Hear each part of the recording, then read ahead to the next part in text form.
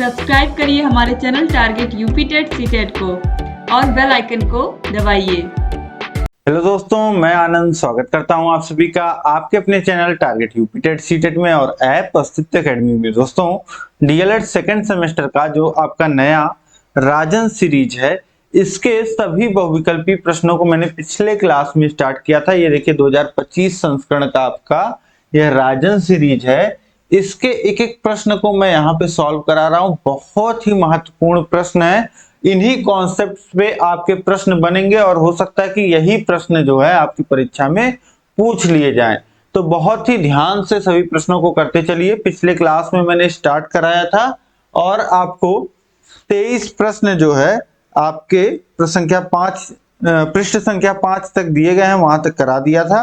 अब पृष्ठ संख्या 6 से हम लोग यहाँ पे देखने वाले हैं। ठीक है, तो चलिए स्टार्ट करते हैं। पिछला क्लास आपने अगर नहीं देखा तो आपको डिस्क्रिप्शन में लिंक मिल जाएगा। मैथ के प्लेलिस्ट का लिंक है, मैथ के सामने का लिंक क्लिक करिएगा, वहां पे मैथ के सभी क्लासेस आपको मिल जाएंगे। फिर राजन सीरीज, फिर पवन सीरीज में सॉल्व कराऊंगा, वो सोल्यूशन आपको देखने को मिल जाएगा। और प्रीवियस ईयर क्वेश्चन पेपर्स और एग्जाम टाइम में आपको मॉडल पेपर्स भी देखने को मिलेंगे।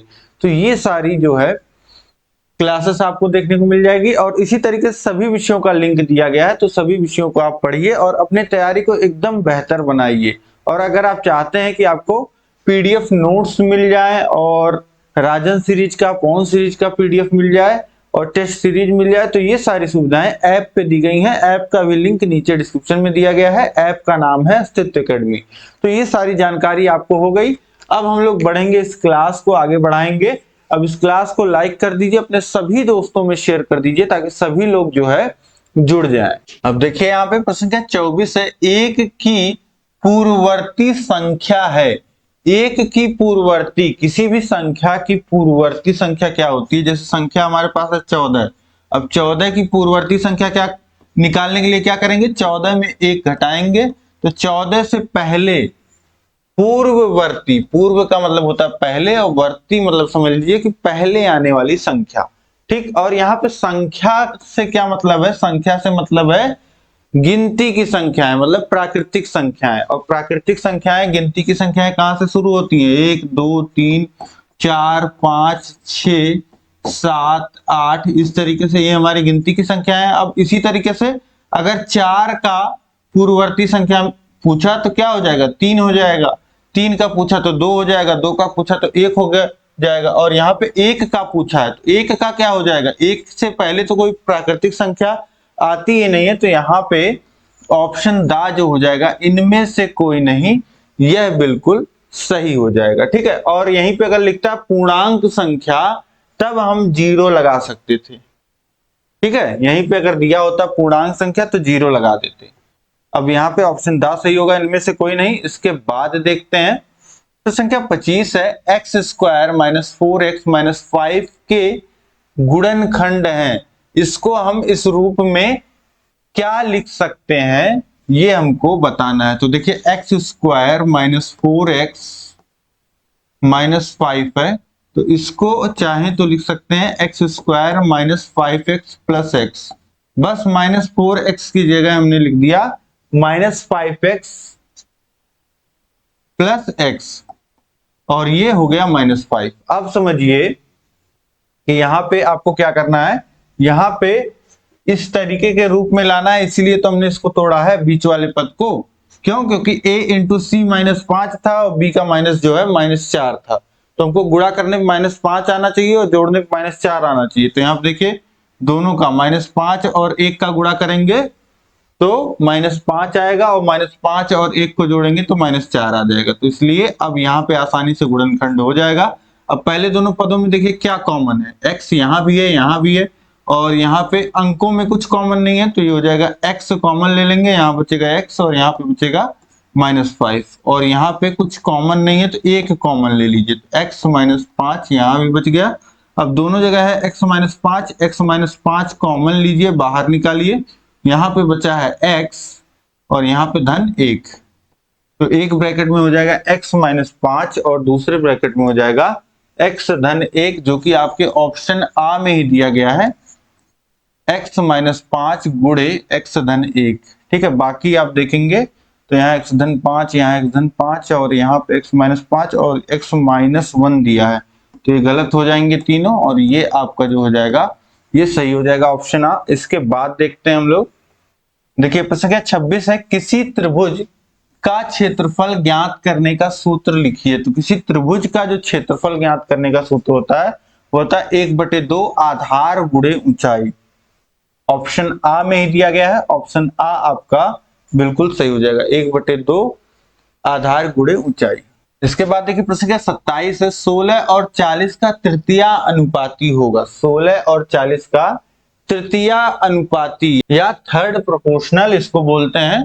तो ये कैसे निकालते हैं, ये देखिए 16 और 40 दो अंक, यहाँ पे आपको दो संख्याएं दी गई हैं 16 और 40, और जब ये तृतीया अनुपाती तो ये मतलब होता है यहाँ पे आपका समानुपात है। तो जहां समानुपात होता है वहां क्या होती हैं, चार संख्याएं कम से कम होती हैं। यहाँ पे आपको दो दी गई हैं और तीसरा जो है तृतीयानुपाती आपसे पूछ रहा है, ठीक। तो यहाँ पे अब इसको लिख दीजिए 16/40 और तृतीयानुपाती मान लेते हैं x होगा।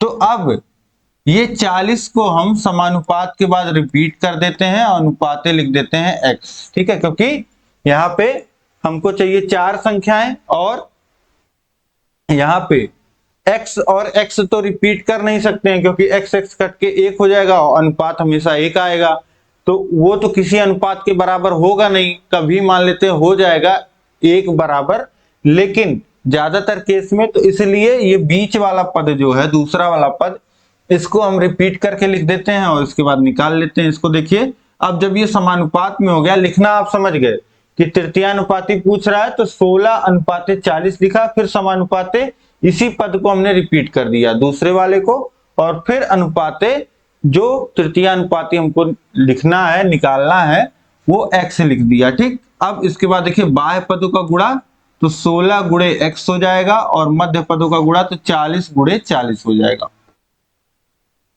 अब x बराबर क्या हो जाएगा 40 गुणे 40, ये हो जाएगा 4 चौको 16 और 2 शून्य, और ये 16 इधर गुणे में इधर आ जाएगा भाग में। अब देखिए 16 से 16 को काट दीजिए, यहां बच क्या जाएगा 100, यानी कि तृतीयानुपाती कितना हो जाएगा 100। ऑप्शन सा में दिया गया है 100, तो ये बिल्कुल सही हो जाएगा।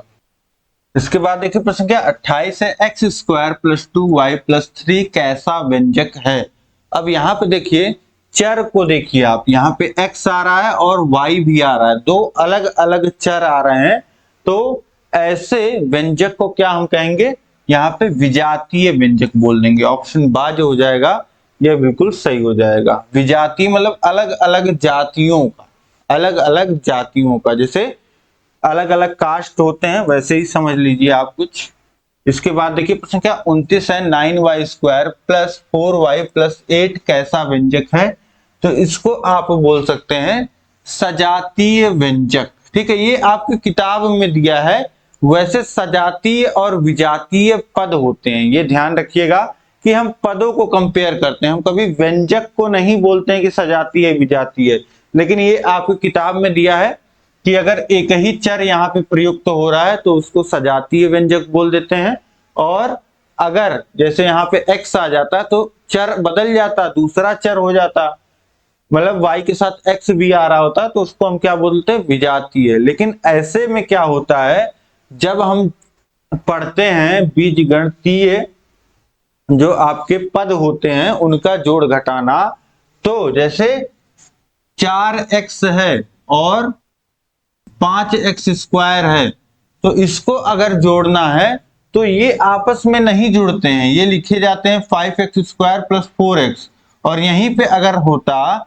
2x और 3x तो ये 2x और 3x जुड़ जाते हैं। क्यों? क्योंकि यहाँ पे ये चर भी समान है और घातें भी समान है, इसको हम सीधे लिख देते हैं 5x। तो इस तरीके से इनको 2x और 3x को, ये जिसमें चर समान हो और चर की घात समान हो उसे हम सजातीय पद कहते हैं, और इसको क्या कहेंगे, इसको विजातीय पद कहेंगे, ठीक है। तो सजातीय पद आपस में जुड़ जाते हैं, विजातीय पद नहीं जुड़ेंगे। यहाँ पे देखिए भले ही आपका चर समान है लेकिन जुड़ा नहीं तो इसे विजातीय पद कहेंगे। तो ये तो अलग डिफिनीशन, ये तो सही है बिल्कुल, और बाकी ये आपके किताब में दिया है उसके अकॉर्डिंग मैंने यहाँ पे आपको करा दिया। अब इसके बाद देखते हैं प्रश्न संख्या 30 है, समीकरण में पक्ष होते हैं। समीकरण में देखते हैं आप बराबर का चिन्ह लगा होता है, एक पक्ष इधर लिखा जाता है, एक पक्ष इधर लिखा जाता है, तो दो पक्ष होते हैं। ऑप्शन बा जो हो जाएगा यह बिल्कुल सही हो जाएगा। इसके बाद देखते हैं प्रश्न संख्या 31 है, 3x² प्लस 5x माइनस 2 व्यंजक कैसा समीकरण है। 3x², यहाँ पे देखिए जो चर है उसकी अधिकतम घात कितनी है सबसे बड़ी, यहाँ पे 1 है, यहाँ पे 2 है, तो सबसे बड़ी घात क्या हो गई 2। तो यहाँ पे इसको कैसा समीकरण बोलेंगे, द्विघातीय समीकरण या द्विघात समीकरण बोलेंगे। ऑप्शन आ जो हो जाएगा यहाँ पे यह बिल्कुल सही हो जाएगा। सरल समीकरण नहीं है, एन घात का समीकरण नहीं है, वी घात का समीकरण नहीं है, तो ये ऑप्शन आ सही हो जाएगा। इसके बाद देखिए प्रश्न संख्या 32 है, x धन 1 का होल क्यूब बराबर 0 व्यंजक कैसा समीकरण है। द्विघात है, त्रिघात है, सरल घात है, एन घात है। अब जब आप x धन 1 का होल स्क्वायर लिखेंगे तो होल क्यूब लिखेंगे, यहाँ पे होल क्यूब दिया गया है, जब होल क्यूब लिखेंगे तो आप क्या लिखते हैं, कहीं पे अगर a प्लस बी का होल क्यूब होता है तो पहले लिखा जाता है क्या, a cube plus b cube plus 3ab और ब्रैकेट में a प्लस बी, यही फॉर्मूला होता है। तो यहाँ पे देखिए a की जगह है x, तो यहाँ पे आएगा x क्यूब प्लस 1 का क्यूब 1 प्लस 3a यानी कि 3x b 1, तो 1 का मतलब कुछ नहीं, अब ये x प्लस 1। अब यहाँ पे आप देखिए यहाँ पे x क्यूब है और ये 3x का गुणा अंदर होगा तो 3x² आपको मिल जाएगा। लेकिन जो सबसे बड़ी घात मिलेगी वह क्या मिलेगी, x की घात 3 मिलेगी। तो इस तरीके से ये कैसा समीकरण हो गया, त्रिघातीय समीकरण यहाँ पे हो जाएगा। ठीक, तो ऑप्शन बा यहाँ पे ये बिल्कुल सही हो जाएगा। इसके बाद देखिए प्रश्न संख्या 33 है, 24 तथा 36 का मासापा क्या होगा। मासापा यानी कि महत्तम समापवर्तक। तो यहाँ पे आप समझिए कि आपको क्या निकालना है, आपको निकालना है हाईएस्ट कॉमन फैक्टर।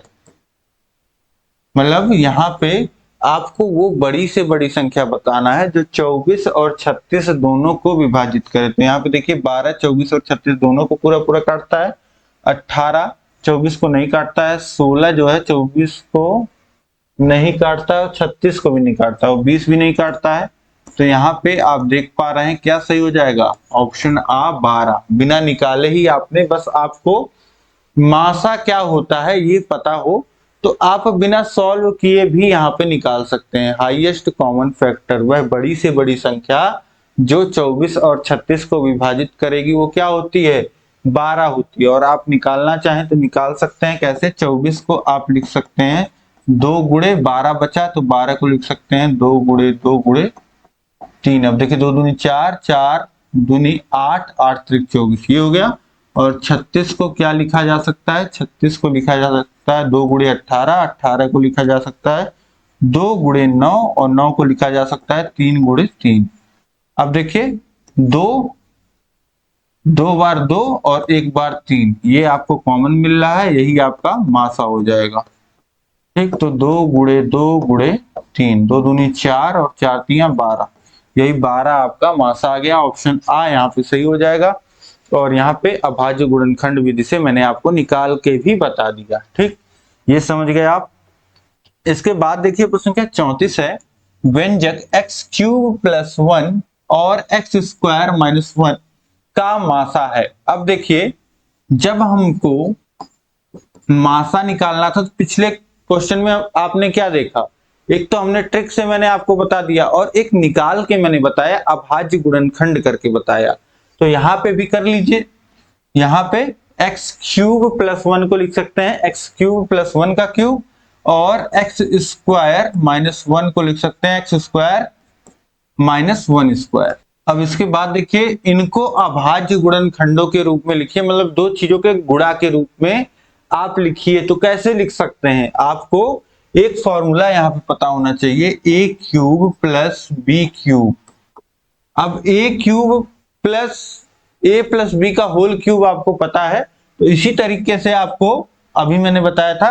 अब यहाँ पे आपको ये भी पता होना चाहिए, ए क्यूब प्लस बी क्यूब, तो ये होता है एक ब्रैकेट में ए प्लस बी और दूसरे ब्रैकेट में होता है a square minus a b plus b square. ठीक है, जैसे a cube plus b cube है तो वैसे ए प्लस बी एक ब्रैकेट में और दूसरे ब्रैकेट में a square minus a b plus b square, ये हो गया।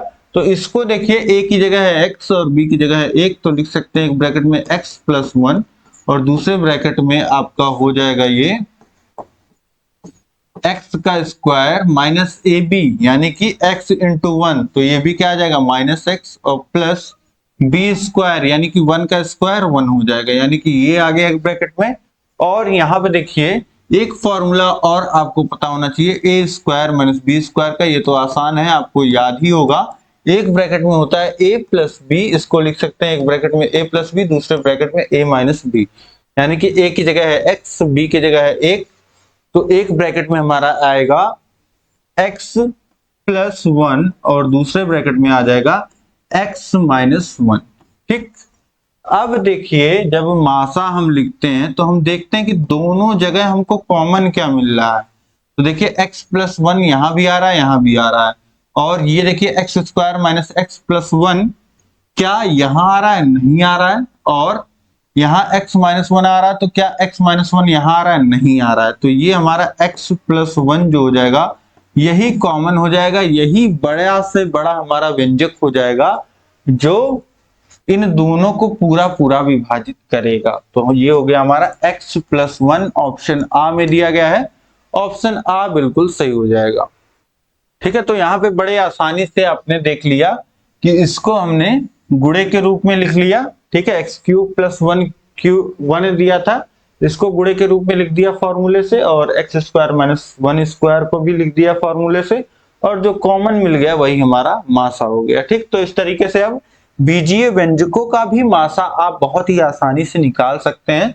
अब देखिए प्रश्न संख्या 35 है, 3x square into y square और कामा 4xy का लघुत्तम समापवर्त्य है। तो देखिए लघुत्तम समापवर्त्य क्या होता है, लघुत्तम समापवर्त्य मतलब होता है वह छोटी से छोटी संख्या जो दी गई संख्याओं से पूरा पूरा विभाजित हो। मासा में हम देखते हैं ऐसी कौन सी संख्या है जो दी गई संख्याओं को पूरा पूरा विभाजित करेगी और बड़ी से बड़ी हो, और यहाँ पे हम देखते हैं वह छोटी से छोटी संख्या क्या है जो पूरा पूरा विभाजित हो जाए, जो दी गई संख्याएं हैं इनसे विभाजित हो जाए। तो ये अब यहाँ पे डिफरेंस आप समझ गए होंगे, तो यहाँ पे ये हो जाएगा हमारा 3x स्क्वायर वाई स्क्वायर को क्या लिख सकते हैं, 3 गुणे 2 बार x है और 2 बार y है, तो इस तरीके से अब गुणे के रूप में है सब, और 4xy को क्या लिख सकते हैं, देखिए 4 इंटू 4 है, तो देखिए 3 तो अभाज्य था लेकिन 4 भाज्य, इसको लिखेंगे 2 गुणे 2, और x है और y है, गुणे x गुणे y।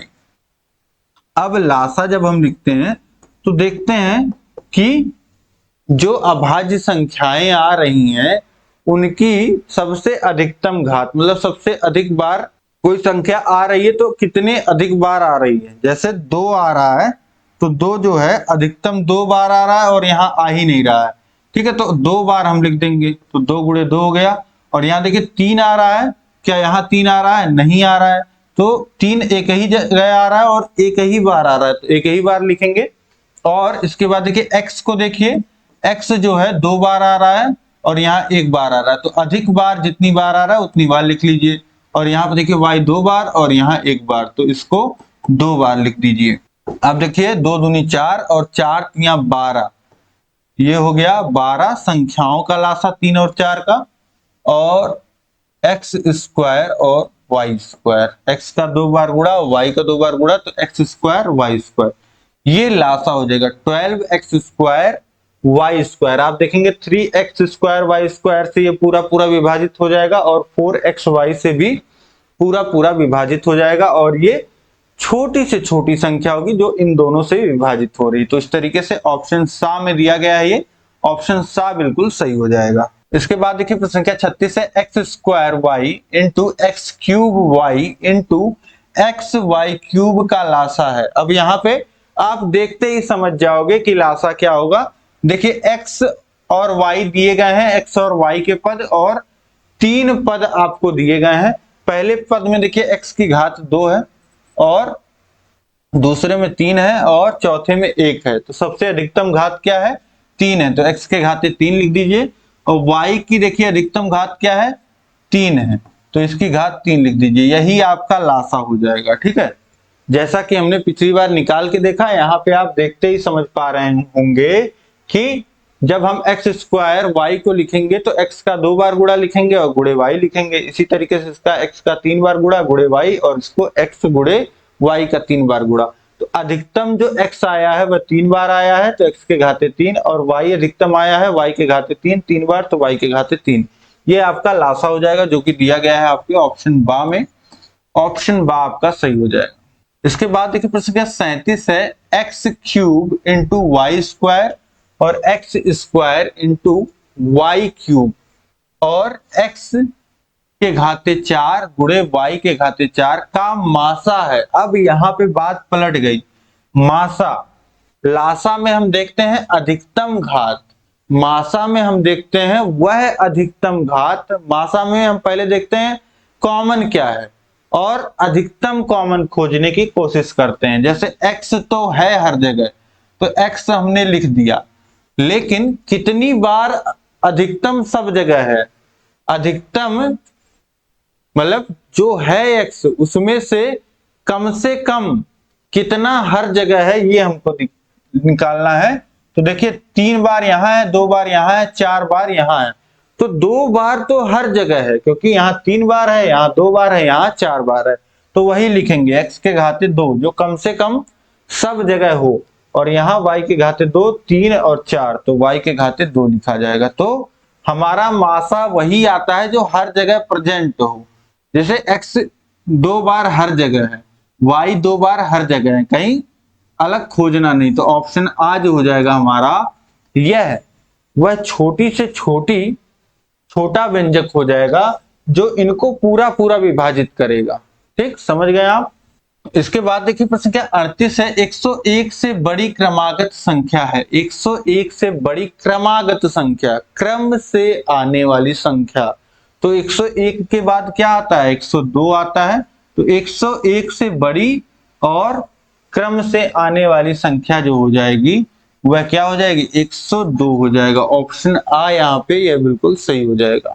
उसके बाद देखिए प्रश्न क्या 39 है ब्रैकेट में 15 माइनस 12 गुणे 3 बराबर 15 गुणे 3 और माइनस 12 गुणे 3 किस नियम के आधार पर सत्य है? गुणा का साहचर्य नियम, गुणा का व्यवकलन का बंटन नियम, या व्यवकलन पर गुणा का बंटन नियम, या उपयुक्त में से किसी नियम पर नहीं।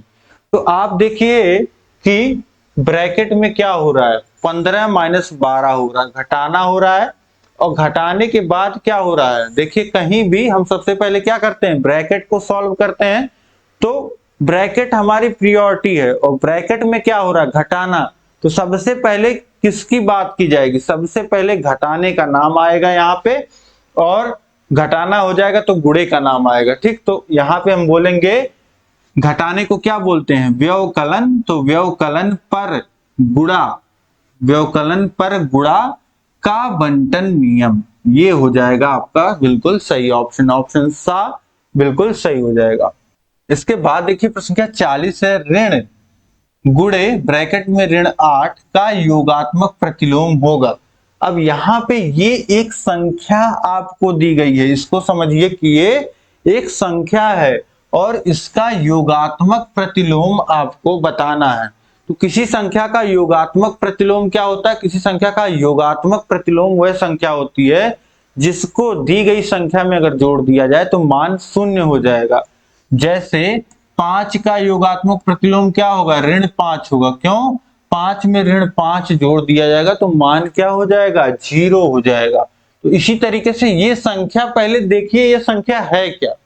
ऋण ब्रैकेट में ऋण 8, तो इसको देखिए ब्रैकेट हटाइए, ऋण का गुणा ऋण में होगा तो हो जाएगा धन 8। यानी कि यहाँ पे आपको मान क्या दिया गया है, 8 दिया गया है। संख्या 8 का योगात्मक प्रतिलोम आपसे पूछा जा रहा है, तो 8 का योगात्मक प्रतिलोम 8 में मान लेते हैं x जोड़ देंगे तो मान क्या होना चाहिए। अगर x 8 का योगात्मक प्रतिलोम है तो 8 और x को जोड़ने पे मान 0 आना चाहिए।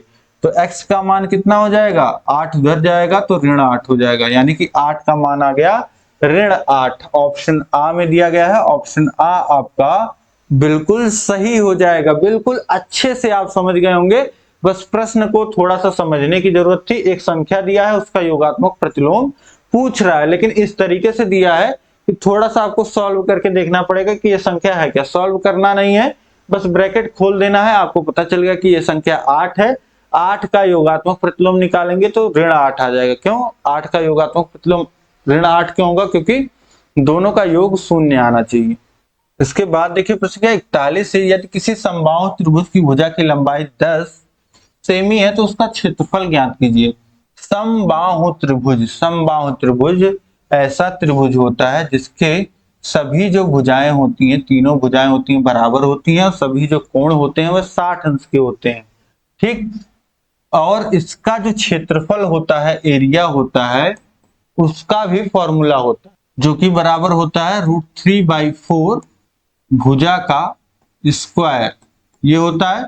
अब यहाँ पे आपको भुजा दिया गया है 10 सेंटीमीटर, तो वैल्यूज बस रख लीजिए √3/4 और भुजा है 10। यहाँ पे लंबाई जो है वो 10 है तो सभी 10 होंगे, ठीक। सभी भुजाएं 10 हो जाएंगी, ये हो गया 10 × 10 और 4 को काट दीजिए 2 से, तो 2 बार में कट गया, और ये 5 बार में, फिर 2 से 10 को काटेंगे तो 5 बार में। अब 5 × 5 = 25 और √3 और सेंटीमीटर में दिया गया है तो वर्ग सेंटीमीटर या सेंटीमीटर स्क्वायर लिख सकते हैं।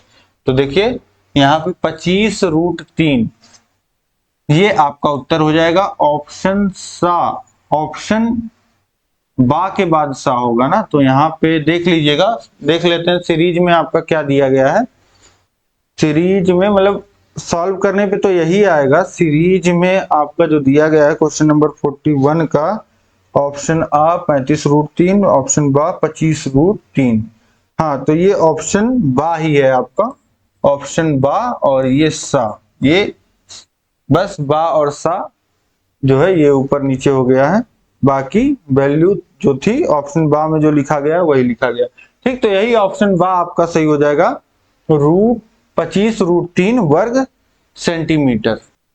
इसके बाद देखिए प्रश्न संख्या 42 है, वृत्त का क्षेत्रफल का सूत्र है। वृत्त के क्षेत्रफल का सूत्र आपको बताना है, तो बहुत ही आसान, एरिया होता है πr²। वृत्त का क्षेत्रफल होता है πr², जो कि ऑप्शन सा में दिया गया है, ऑप्शन सा सही हो जाएगा। इसके बाद देखते हैं प्रश्न संख्या 43 है, यदि एक वृत्ताकार मैदान की त्रिज्या 7 मीटर है तो मैदान का क्षेत्रफल होगा। अब देखिए हमको वृत्ताकार मैदान है तो वृत्त का क्षेत्रफल अभी आपने देखा πr², और ये 22/7 और इसकी त्रिज्या 7 मीटर है। पाई को हम जनरली 22/7 रखते हैं, लेकिन ये इसका एग्जैक्ट मान नहीं होता है। 22/7 और ये 7 का स्क्वायर यानी कि 7 का 2 बार गुणा है, तो ये लिख दीजिए ×7। अब समझिए यहाँ पे कि 22/7 7 × 7, एक 7 से एक 7 को काट दीजिए और 7 का गुणा कर दीजिए 22 में, तो 7 दूनी 14, हासिल लगा 1, और ये हो जाएगा 154 और वर्ग मीटर या मीटर स्क्वायर लिख सकते हैं। तो ये हो जाएगा ऑप्शन बा में दिया गया है 154 मीटर स्क्वायर। ऑप्शन बा यहाँ पे आपका बिल्कुल सही हो गया। इसके बाद देखिए प्रश्न संख्या 44 है, घन के आयतन का सूत्र है। घन का आयतन होता है भुजा गुणे भुजा गुणे भुजा, क्योंकि घन में सभी भुजाएं बराबर होती हैं। एक क्यूब होता है, घन जो होता है वो भुजा का क्यूब होता है, तो यहाँ पे एक क्यूब लिख सकते हैं। ऑप्शन आ सही हो जाएगा। इसके बाद देखते हैं प्रश्न संख्या 45 है, आयत का प्रत्येक कोण होता है। तो आयत का प्रत्येक कोण 90 अंश का होता है, जिसको बोलते हैं समकोण। इसी 90 अंश के कोण को समकोण बोलते हैं। तो ऑप्शन बा में दिया गया है समकोण, यह बिल्कुल सही हो जाएगा। न्यून कोण आपका ये हो जाता है 90 अंश से छोटा जो कोण होता है उसको न्यून कोण बोल देते हैं, और ये समकोण आपका 90 अंश का कोण होता है। इसके बाद देखिए प्रश्न क्या 46 है, √2, √4, √0.4, √0.2 में परिमेय संख्या है।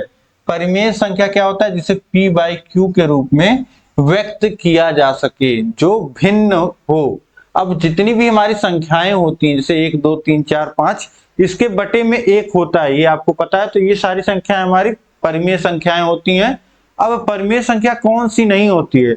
जैसे करणी में लिख दिया गया 5, तो इसका एग्जैक्ट मान नहीं आता, इसका मान आएगा आपका 2 दशमलव, और इसके बाद दशमलव के बाद जो संख्याएं आएंगी वो चलती रहेंगी। तो इसे आप बटे के रूप में नहीं लिख पाओगे कि आप लिख दो इसको 5/2, इस तरीके से नहीं लिख पाओगे। तो इसीलिए ये आपकी जो होती है अपरिमेय संख्याएं होती हैं। अब देखिए यहाँ पे √2, अब ये अपरिमेय संख्या है। √4 का मान हो जाता है 2, तो 2 को लिख सकते हैं 2/1, यानी कि ये परिमेय संख्या होगी, और ये भी आपकी परिमेय संख्या नहीं होगी, ये भी नहीं होगी। तो परिमेय संख्या हमको मिल गई, क्या होगा? √4, ऑप्शन आ जो हो जाएगा ये बिल्कुल सही हो जाएगा, क्योंकि 4 जो है पूर्ण वर्ग संख्या है, √4 का मान आ जाएगा 2। इसके बाद देखिए प्रश्न क्या 47 है, 33.328 में 2 का स्थानीय मान होगा। 33.328 में 2 का स्थानीय मान, तो यहाँ पे देखिए 2 कहां पे आ रहा है? स्थानीय मान में जिस संख्या का मान निकाल रहे होते हैं उसको लिख लेते हैं और उसमें गुणा करते हैं उसके स्थान के आधार पे। अब अगर देखते हैं दशमलव से बाईं तरफ है तो इकाई के स्थान पे है तो 1 से गुणा, दहाई के स्थान पे है तो 1 के आगे 0, 10 से गुणा, सैकड़े पे है तो 1 के आगे 2 शून्य। ठीक, जितने अंक की संख्या है और जितने अंक पे है दशमलव के बाद उतने अंक के संख्या से गुणा हो जाता है। जैसे यहाँ पे 1 है, 1वें स्थान पे है तो 1 से गुणा हो गया, यहाँ पे 2वें स्थान पे है तो 2वें का मतलब क्या हो गया? 1 का आगे 0, 2 अंक की संख्या बन गई और गुणा हो गया। इस तरीके से यहाँ पे दशमलव के बाद की संख्याओं में क्या होता है? ये 1 के बटे के रूप में आ जाता है। जो यहाँ पे 1 से गुणा हो रहा था, 10 से गुणा हो रहा था, 100 से, वही होगा, लेकिन 1 के बटे में आप लिखिएगा।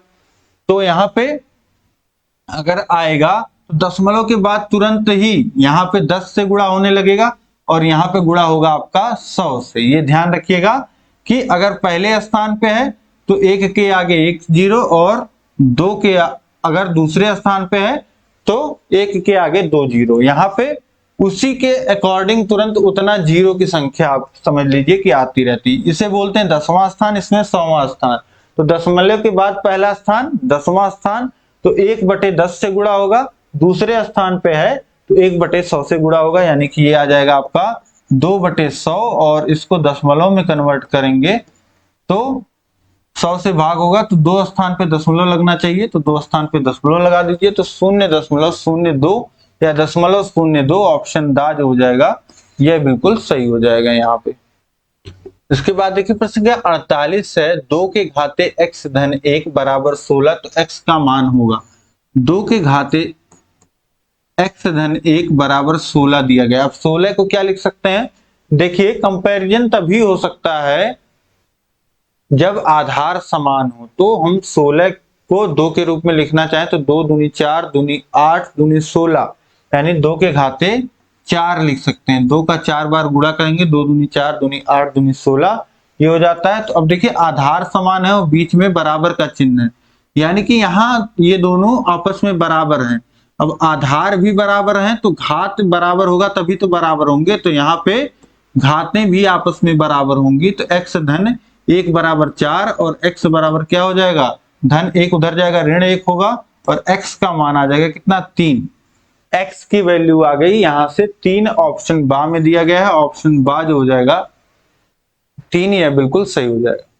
इसके बाद देखिए प्रश्न क्या 49 है, 1/8 ऋण 3/8 धन 2/8 भागा 1/4 का 1/2 का मान होगा।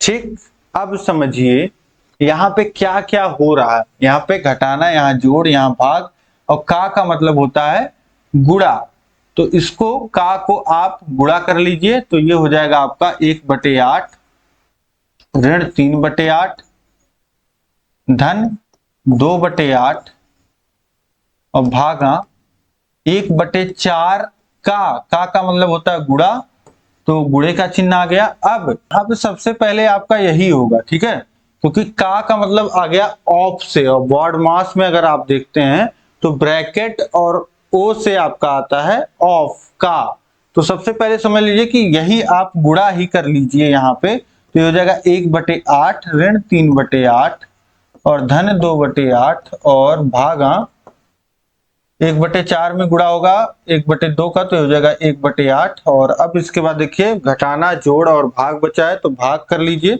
अब भाग करेंगे यहाँ पे तो 1/8 ऋण 3/8 और इसको धन 2/8 लिखिए, और भाग को गुणे के चिन्ह में हम परिवर्तित कर सकते हैं अगर चाहें तो। कैसे? 1/8 लिखा है, इसको पलट दीजिए 8/1 कर दीजिए और ये भाग का चिन्ह गुणा हो जाएगा। अब देखिए 8 से 8 यहाँ कट जाएगा और ये हो गया आपका 1/8 ऋण 3/8 और धन 2। ठीक, अब इसके बाद देखिए हर समान करिए, हर समान करेंगे सबके जगह 8, यहाँ 1 था 8 हो गया, तो अब 8 से गुणा हो जाएगा, तो ये हो जाएगा 16। अब इसके बाद ये आपका 17 और -3, ये कितना आ जाएगा आपका 17 और -3, ये 14, 14/8 और यहाँ पे ऊपर नीचे 2 से काट दीजिए, तो ये हो जाएगा 7/4, जो कि ऑप्शन सा में दिया गया है। ऑप्शन सा आपका बिल्कुल सही हो जाएगा। यहाँ पे उत्तर आपका गलत दिया होगा सीरीज में, तो इसको ध्यान से देख लीजिएगा। अब इसके बाद हम लोग देखते हैं तो संख्या 50 है। एक त्रिभुज की भुजाएं 2 सेंटीमीटर, 3 सेंटीमीटर और 5 सेंटीमीटर है, त्रिभुज होगा। अब सोच के देखिए आप, एक भुजा है 5 सेंटीमीटर, ठीक, और एक भुजा है 2 सेंटीमीटर, कुछ इस तरीके से होगी, ये 2 सेंटीमीटर हो गया। और ये जब इस तरीके से अगर देखिए सीधा जाता तब ये 2 सेंटीमीटर जो है कहीं यहां आता, ठीक, ये तिरछा गया है तो ये यहीं तक आया है। अब इसको, इस रेखा को जब इसको आप डॉटेड मिलाएंगे तो ये देखिए ये जो सेक्शन है, ये सेक्शन जो है ये 3 सेंटीमीटर से बड़ा है। ये जहां से जहां तक मैं तीर बना रहा हूं ये 3 सेंटीमीटर तक बड़ा है, और सीधे सीधे जाएंगे तो 3 सेंटीमीटर से बड़ा है। और यहाँ पे चलने के लिए, त्रिभुज बनने के लिए आपको भुजा जो हो चाहिए होगी वो भी 3 सेंटीमीटर से बड़ी ही चाहिए होगी। तो यहाँ जो भुजा चाहिए आपको 3 सेंटीमीटर से बड़ी चाहिए, जबकि यहाँ जो भुजा दी गई है वह 3 सेंटीमीटर की ही दी गई है। तो यहाँ पे ये त्रिभुज पॉसिबल ही नहीं होगा। देखिए त्रिभुज पॉसिबल तब होता है जब एक भुजा जो हो उसका जो सबसे बड़ी भुजा हो वो छोटा हो बाकी दोनों भुजाओं के योग से। तो यहाँ पे आप देख पा रहे हैं बराबर है, 5 बराबर 5 हो जाएगा, इधर भी दोनों भुजाओं का योग जो है वो 5 है और बड़ी भुजा भी 5 है। तो ऐसे में त्रिभुज पॉसिबल ही नहीं होता है, ठीक है। तो यहाँ त्रिभुज संभव नहीं, ये एक ऑप्शन है, देखिए ऑप्शन दा, तो ये बिल्कुल सही हो जाएगा। तो इस तरीके से यहाँ तक प्रश्न संख्या 50 तक आपने देख लिया। उम्मीद है कि सभी प्रश्न आपको समझ में आए होंगे, किसी प्रश्न में कोई डाउट नहीं रह गया होगा। फिर भी अगर कहीं कुछ भी प्रॉब्लम हो तो क्वेश्चन नंबर लिख करके आप कमेंट करिए, मैं आपको रिप्लाई जरूर दूंगा, या आगे उस प्रश्न को हम डिटेल में डिस्कस कर लेंगे।